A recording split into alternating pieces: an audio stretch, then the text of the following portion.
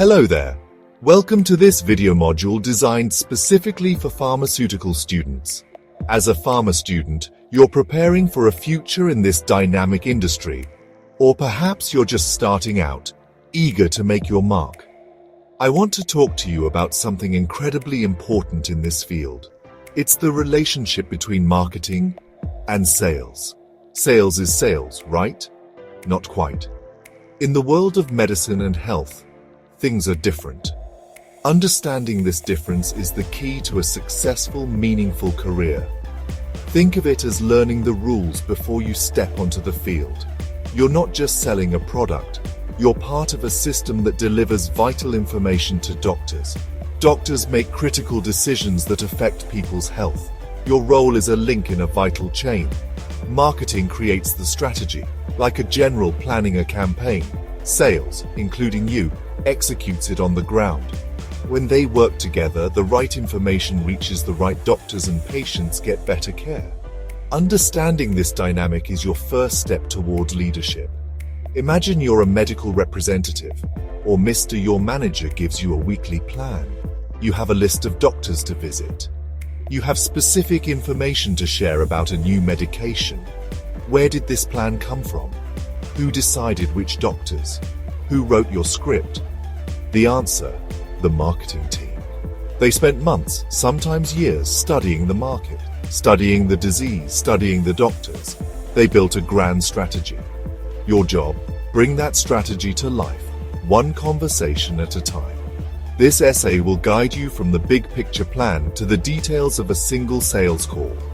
This journey will unlock the secrets behind a successful pharma career. We'll show marketing policies as strict guidelines. We'll show why alignment between the thinkers, marketing, and sales is non-negotiable. Every year in the pharmaceutical industry, a very important document is created. It's called the Annual Brand Plan. Think of this document as the holy book for a specific medication for the entire year.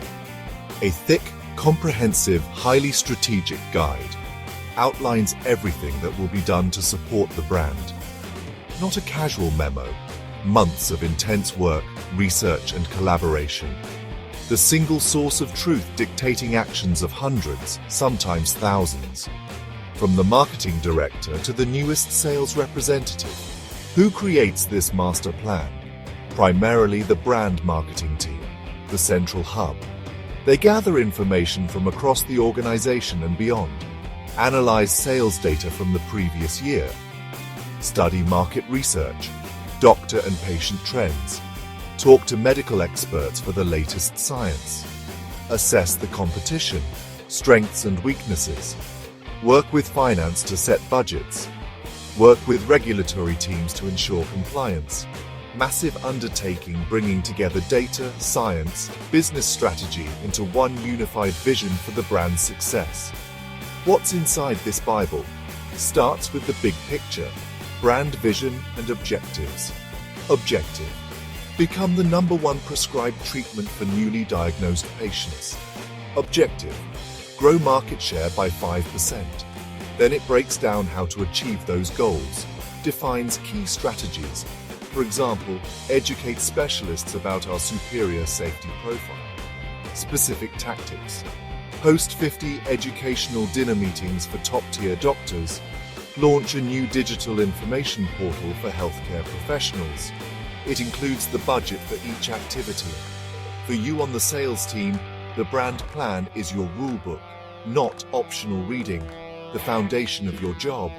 It tells you what to do. It tells you why. It tells you how. Your sales targets, the list of doctors to visit, the messages you must deliver, all flow from this document. Straying from the brand plan is like a soldier ignoring orders mid-battle. It creates chaos. It undermines the strategy. It leads to failure. Understanding and embracing the brand plan is the first duty of a professional, effective medical representative. Now that we understand the annual brand plan is our guide, let's zoom in on two of its most critical components for the sales team: approved messaging, target customer profiles. These are not just suggestions, they are strict boundaries that define your daily activities. In the highly regulated world of pharmaceuticals, what you say is just as important as how you say it. The company has spent an enormous amount of time and money getting a drug approved. The last thing they want is for a well-meaning but ill-informed statement to create legal or medical trouble. This is where approved messaging comes in. Every single claim you make about a medication must be pre-approved by multiple internal departments, including medical, legal, regulatory affairs. This is a non-negotiable rule. These messages are carefully crafted to be 100% accurate and supported by clinical trial data. For instance, if a study showed a drug reduced blood pressure by an average of 10 points, you can say exactly that. You cannot say it dramatically drops blood pressure, or is the best for lowering blood pressure. Best, safest, miraculous. Unless you have specific head-to-head clinical data to prove it, which is pretty rare. Your job is to deliver the approved message, word for word. The second part of this rulebook is the target customer profile. Not all doctors are created equal in the eyes of a brand plan. The marketing team conducts extensive analysis to identify the healthcare professionals who treat the most patients that could benefit from your specific drug. This is called segmentation and targeting. They might create a profile for a Tier 1 doctor who is a high-volume prescriber, specialist in the field, early adopter of new technologies. A Tier 2 doctor might be a general practitioner with a moderate number of relevant patients. The brand plan will tell you to focus your time and effort on the Tier 1 doctors. But I have a great relationship with a doctor who isn't on my target list. Shouldn't I visit them? While building relationships is important, the strategy demands efficiency. The company has limited resources.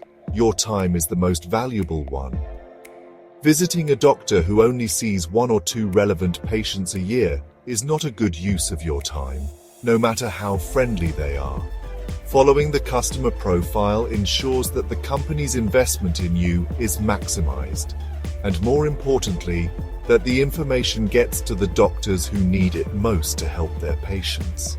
Sticking to these rules isn't about limiting you, it's about making you more effective.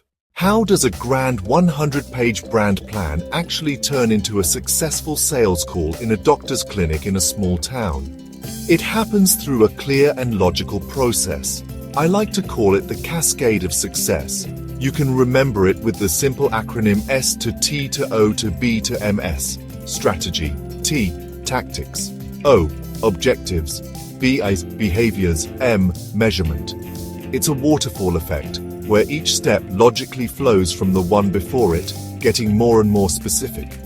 This framework connects the high-level thinking in the boardroom directly to the actions of a medical representative in the field. Let's break it down. It all starts with strategy. This is the big what. It's the overarching goal from the annual brand plan.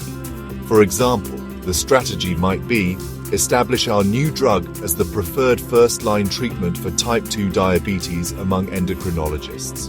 This is the North Star for the entire year. From this strategy, we derive the tactics. These are the how. Tactics are the major initiatives the marketing team will deploy. A tactic to support our strategy could be execute a peer-to-peer education program led by national experts, or deploy a highly trained sales force to educate target doctors on the drug's unique mechanism of action. Next, we get more granular with objectives. These are the specific quarterly goals for the sales team. They are the manager's goals. An objective flowing from our tactic might be ensure 80% of Tier 1 endocrinologists in the region can accurately recall the drug's 3 key clinical benefits by the end of quarter 3. To achieve this objective, the manager must coach their team on specific behaviors. These are the actions the medical representative must perform during a sales call. For example, during every call with a Tier 1 doctor, the MR must present the clinical trial data from the core visual aid and ask the doctor to repeat the key benefits. Finally, we have measurement. How do we know if any of this is working? We measure everything. We measure the manager's success by tracking the team's progress toward the quarterly objective. The O. We measure the MR's success by observing their behavior in the field. The B. During coaching visits. And we measure the ultimate outcome through prescription data and market share reports, which tells us if our initial strategy is succeeding. This S to T to O to B to M cascade creates a powerful chain of accountability.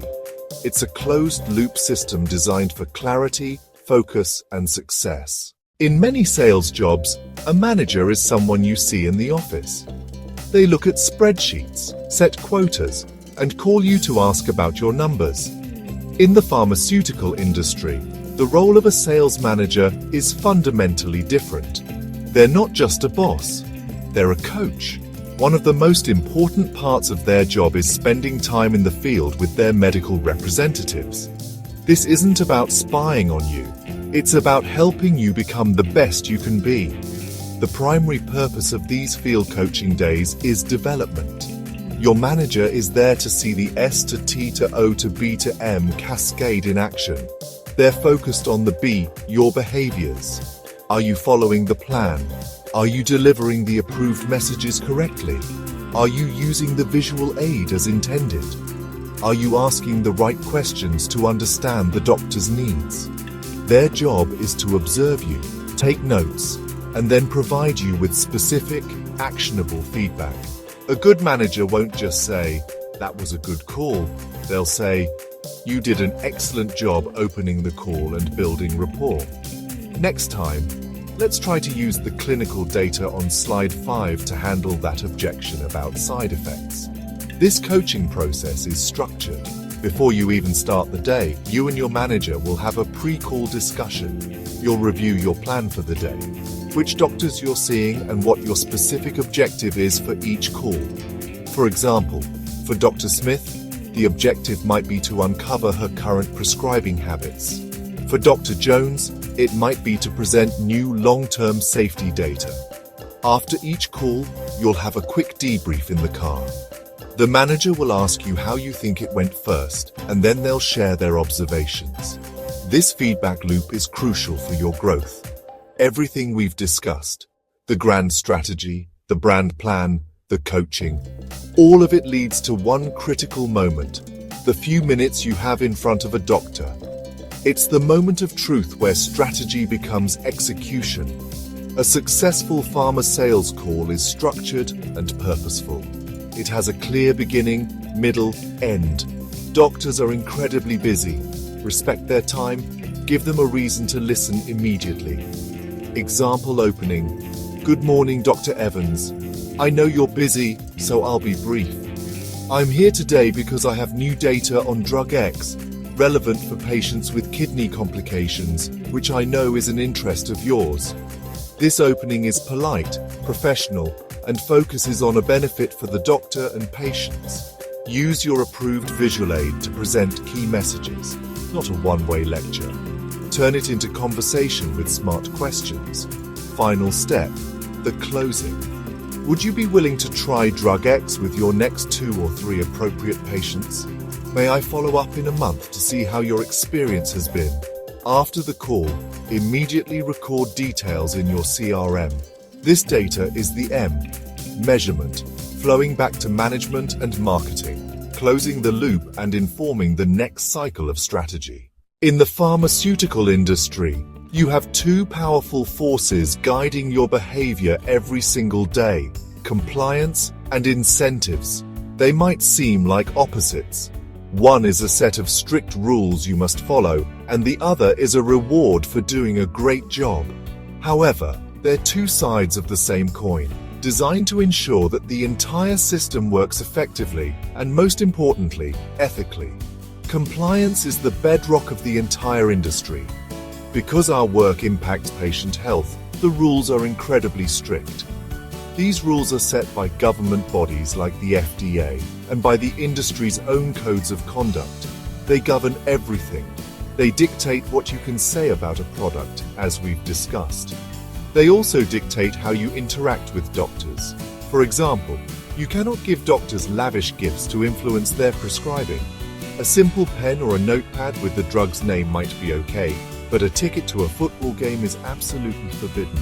The goal is to ensure that a doctor's decision is based on medical evidence, not on personal gain. Every pharma company has a compliance department and mandatory training to make sure you know these rules inside and out. On the other side, you have the incentive system. Let's be clear, a sales job is a performance-based role. You are rewarded for achieving your goals. In pharma, this is usually tied to the number of prescriptions for your product written by the doctors in your territory. Your sales manager will give you a sales quota or target for each quarter. If you meet your target, you get a bonus. If you exceed your target, you get a bigger bonus. This system is designed to motivate you. It drives you to work hard, to plan your days strategically, and to make every sales call count. It rewards the people who are most effective at executing the brand plan. Here is the crucial part. You must achieve your incentives within the boundaries of compliance. The two are not in conflict, they work together. The company is essentially saying, here is the brand plan and here are the rules of engagement. We will reward you handsomely for achieving the plan while following all the rules. Someone who hits their sales target by making false claims or offering inappropriate gifts will not be rewarded, they will be fired. The most successful and respected professionals are the ones who master the art of being highly effective and perfectly ethical at the same time. They see compliance not as a barrier, but as the framework that allows for fair and professional competition. That is a career you can be truly proud of.